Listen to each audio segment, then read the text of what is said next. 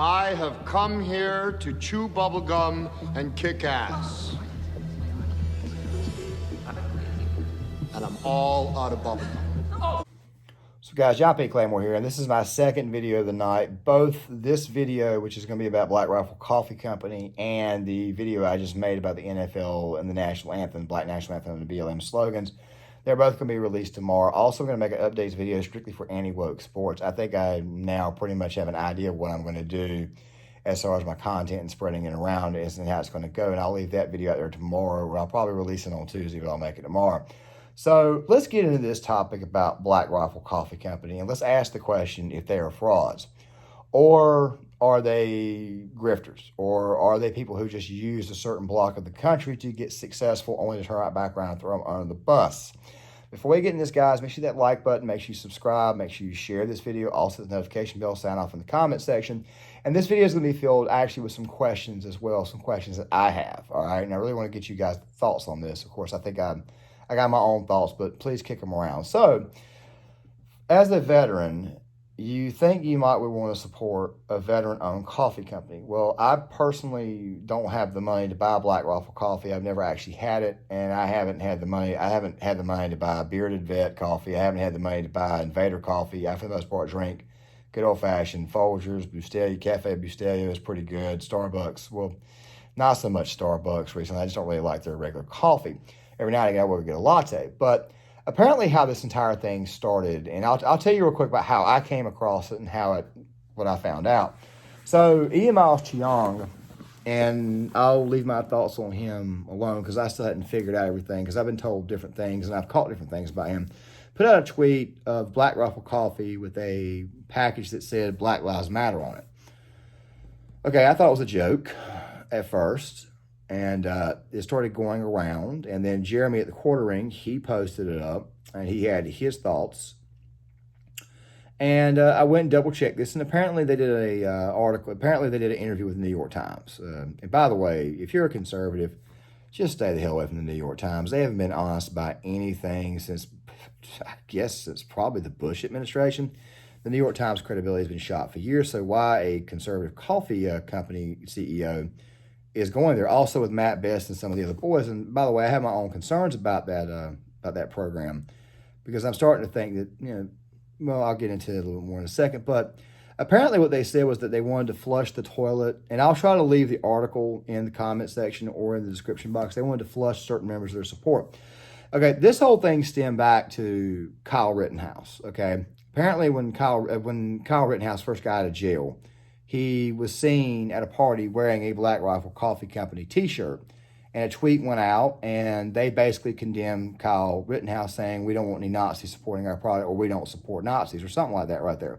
Now, about Kyle Rittenhouse, I was about to say Kyle Kalinske, but my bad.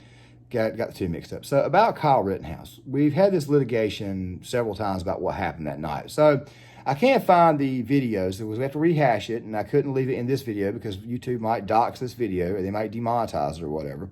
So what I'm going to do is I'm going to put in the comment section, I'm going to put Officer Brandon Tatum's take on it, because he has the actual video footage. I would fast forward 4 minutes into his video. I had to actually look for it because I didn't think it was still up there, to actually show you all the tweets with all the videos of the actual instance itself. And you'll see that one of the guys that was attacking Kyle Rittenhouse was actually armed with a Glock 17 pistol. And you'll see for yourself that he was actually justified in what he was doing. It was self-defense. But back on Black Rifle Coffee. This isn't the first time that Black Rifle Coffee has been called into question. You see their owner, Evan, he gave like $500,000, or he gave a large sum of money to Tulsi Gabbard's presidential campaign. You're supposed to be pro-veteran, pro-gun, dude. Why the hell are you supporting a Democratic nominee who was very, very much in favor of gun control? Why'd you do that? Did you give her a donation? Did you call her? Did you ask her, dude? Did you ask her that, oh, if I give you this donation, please tell me you're not going to try to come after my weapons? She might have said, oh, no, I'm not going to try. I mean, there's no way I'm going to be able to implement gun control. I'm just running on it. Or maybe it was, well, we'll take everybody else's guns away, but not yours. You see, right there, I kind of wonder right then and there if they're not frauds, if they're not grifters.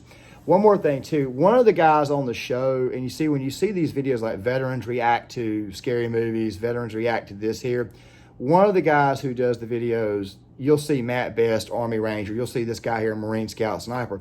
They got another guy that says civilian YouTuber. What? No, YouTube, veteran YouTuber. I'm like, what? What the hell is that?